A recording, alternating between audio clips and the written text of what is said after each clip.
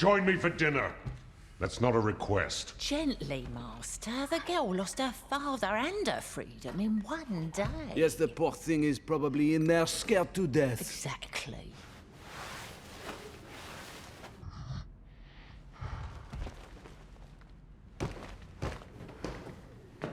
Just a minute. You see? There she is. Now, remember, be gentle. Kind. Charming. Sweet. And when she opens the door, give her a dashing debonair smile. Come, come, show me the smile. Oh, mon Dieu. Let me start by asking you something I want to know since I was a little kid. Oh, please. What does the gray stuff taste like? Oh. It's delicious.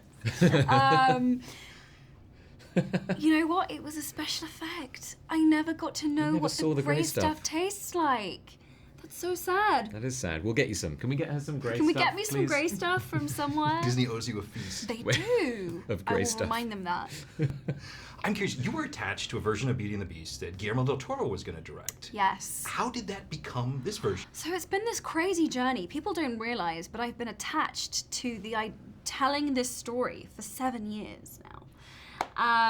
And yeah, there was an Imagining, which was at Warner Brothers with Guillermo del Toro, and then it kind of fell apart. I think, you know, there were issues with budgeting and scheduling and all sorts of stuff, and then Disney kind of said, well, would you like to be in our version? And I said, absolutely. I guess I need to prove to you that I can sing now. And I spent weeks putting together an audition tape and sort of waiting on tender hooks to see whether or not my voice was enough to carry a musical like this. And thankfully it was. So it kind of but it's been this whole journey, really. It's been amazing.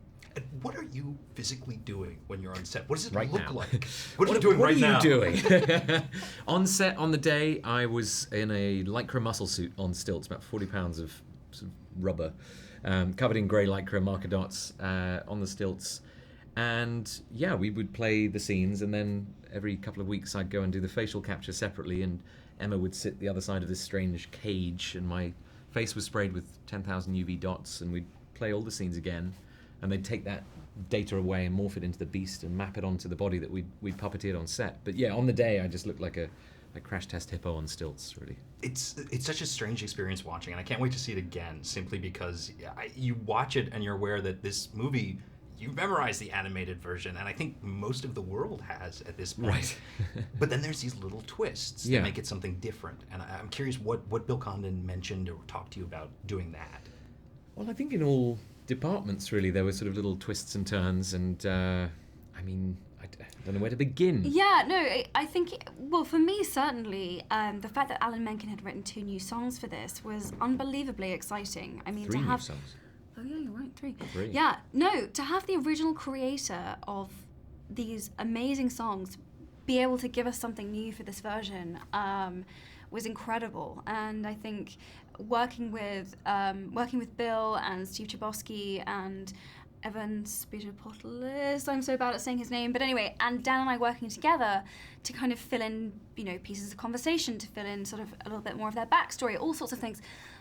It was just wonderful to get to expound on it all. Well, it was looking at their dynamic as well, the Belle and Beast dynamic in a slightly different way. I think something that we both enjoyed from the original relationship was the sense of humour.